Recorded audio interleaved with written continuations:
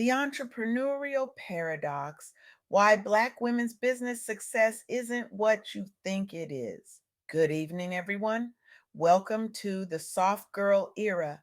I'm truly honored to be here sharing insights from my transformative conversation with Alicia Green, a revolutionary thought leader who has dedicated her life to reshaping our understanding of Black women's entrepreneurial journeys.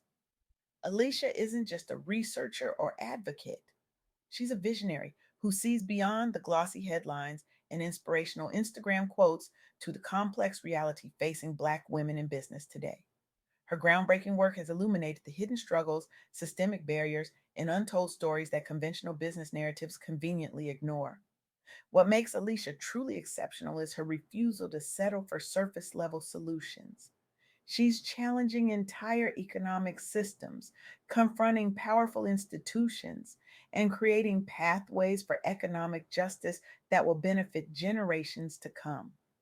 Her work isn't just changing conversations, it's changing lives. Tonight, I want to take you on a journey through what I learned from Alicia, a journey that might fundamentally challenge everything you thought you knew about entrepreneurship, especially for Black women. We've all heard the familiar story about entrepreneurship in America, haven't we?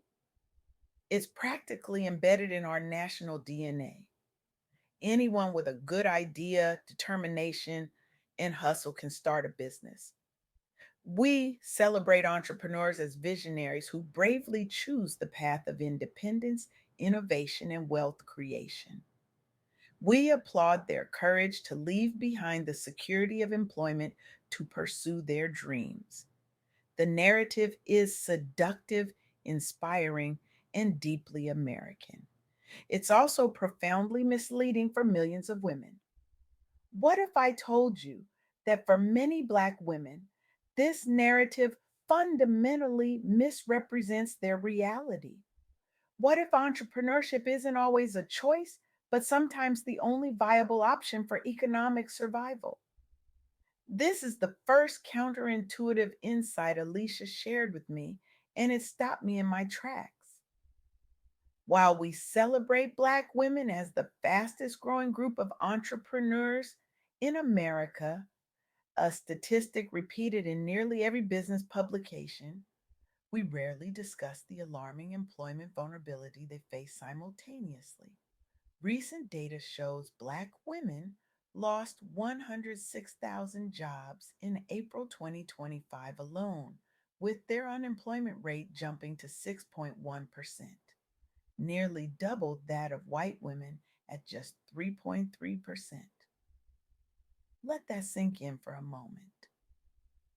The same group we're celebrating for their entrepreneurial spirit is simultaneously experiencing massive job loss and employment instability. This creates what Alicia calls the entrepreneurial paradox, a situation where Black women are simultaneously pushed out of traditional employment and pulled toward entrepreneurship, yet given the least support to succeed in either realm. The popular girl boss narrative celebrates entrepreneurship as empowerment and choice. But this framing obscures a more complex reality. For many Black women, entrepreneurship is less about following passion and more about economic necessity in a system that consistently pushes them to the margins of traditional employment. When you're the last hired and first fired, Alicia told me, creating your own job becomes less of a dream and more of a survival strategy. This brings me to the second insight from my conversation with Alicia. Black women entrepreneurs face what she calls a double bind of both racial and gender discrimination when seeking capital. Women led businesses receive only 7% of global venture capital, despite women owning one third of all formal small businesses worldwide. For Black women, this capital gap is even more severe. Think about what this means in practical terms. Imagine trying to build a business while facing systematic rejection from traditional funding sources. Imagine watching businesses with similar models, but different founders receive investments that remain perpetually out of your reach. Imagine being told repeatedly that your business is too risky when the only real risk factor is the identity of the founder. This isn't just unfair, it's economically irrational. We're leaving enormous potential untapped. As Alicia puts it, the greatest untapped economic resource in America isn't oil or natural gas. It's the potential of Black women entrepreneurs. The third key insight from Alicia challenges us to look beyond the problems to emerging solutions. Despite these formidable barriers, there are encouraging signs of progress in women's entrepreneurship globally. Women's startup activity has risen from 6.1% to 10.4% over the last 2 decades. Women now lead 1 in 3 high growth companies across 45 countries surveyed. The key challenge is translating this global momentum into specific support for Black women entrepreneurs. Now, let me share some concrete examples that illustrate these points. Meet Tasha Johnson, a brilliant former marketing executive who found herself suddenly unemployed during a company restructuring. Despite her impressive credentials and experience, she struggled to find new employment. After months of rejections, she decided to launch her own marketing consultancy. This wasn't her dream, it was her economic lifeline. When Tasha approached traditional banks for startup capital, she was repeatedly denied. Her business plan was solid, her experience impeccable, but somehow she was deemed too risky. It wasn't until she connected with a community development financial institution that she finally secured the capital she needed. CDFIs have emerged as critical alternative lending institutions specifically designed to serve underbanked communities with more flexible lending criteria.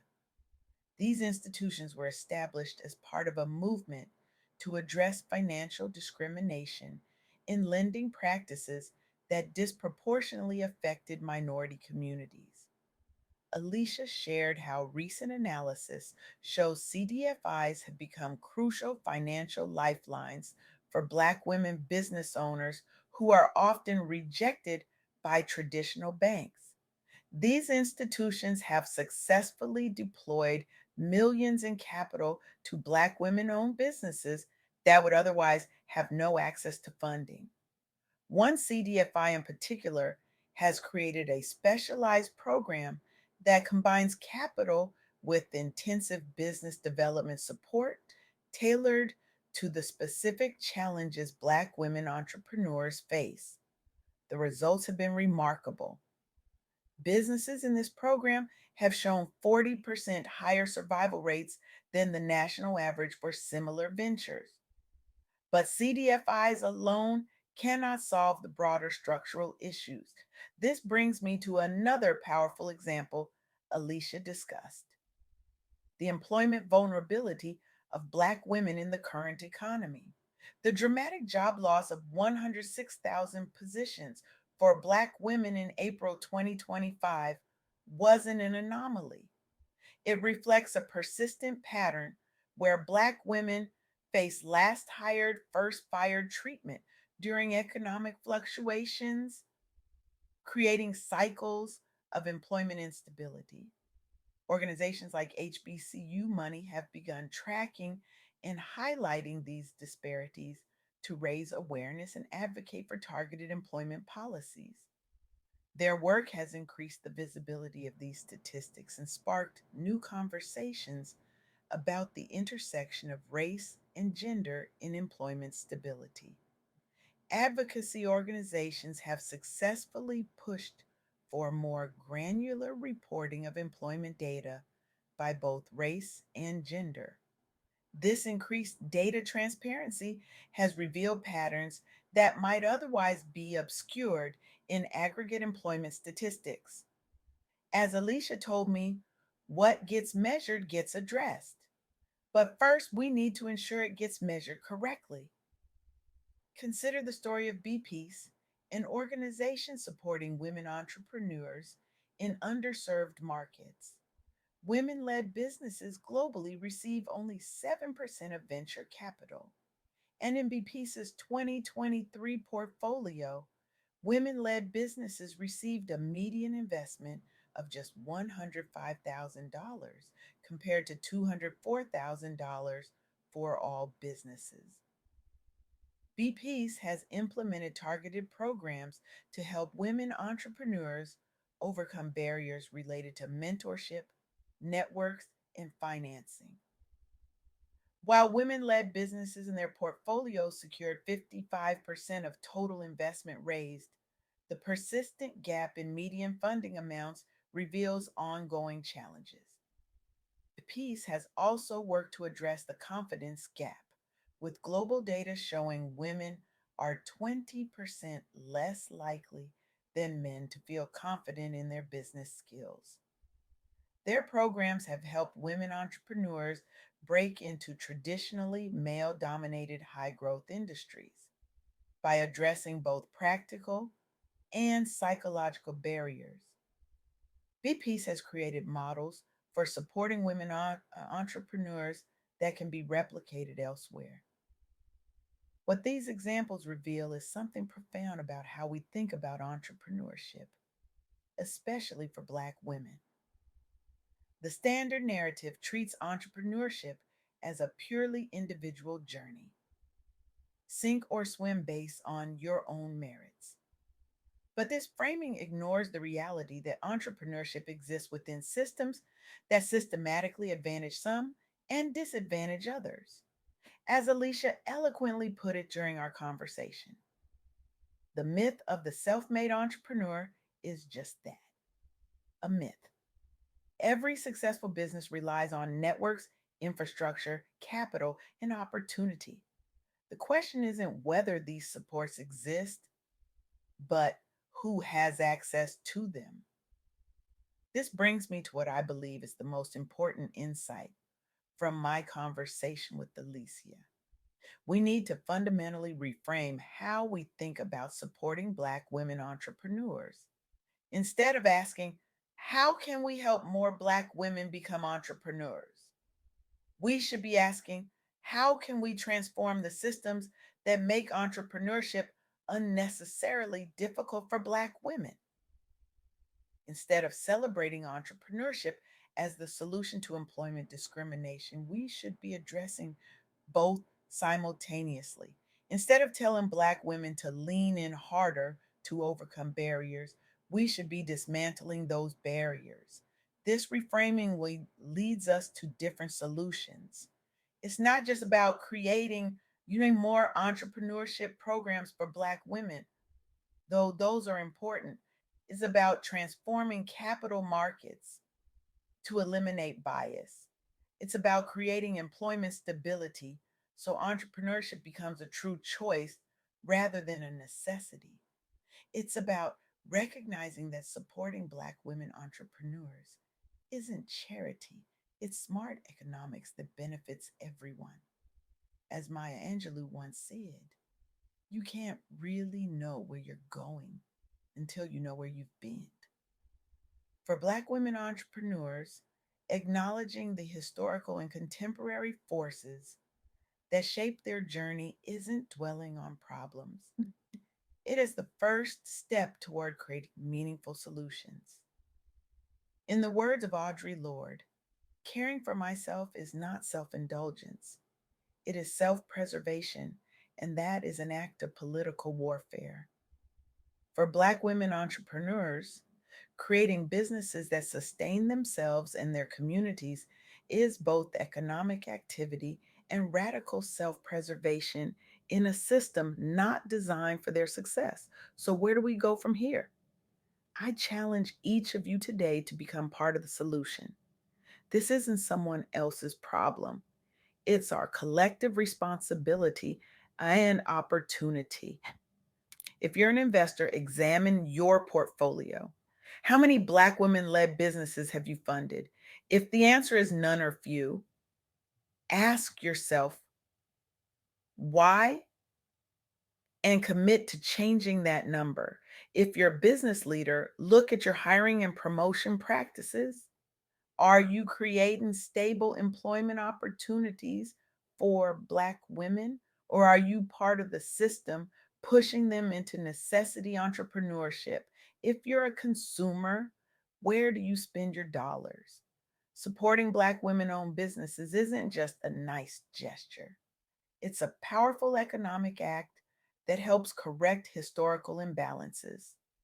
And if you're a policymaker or have influence on policy, push for the systemic changes needed: better data collection, reformed lending practices, and economic policies that create stability for the most vulnerable workers. The entrepreneurial paradox facing Black women isn't just their problem, it's America's problem. When we waste the potential of any group, we all lose. When we limit the economic power of Black women, we limit our collective prosperity. But here's the exciting part: solving this paradox creates opportunity for everyone. More successful businesses, more innovation, more jobs, more wealth creation, more economic resilience. The question isn't whether we can afford to solve this problem.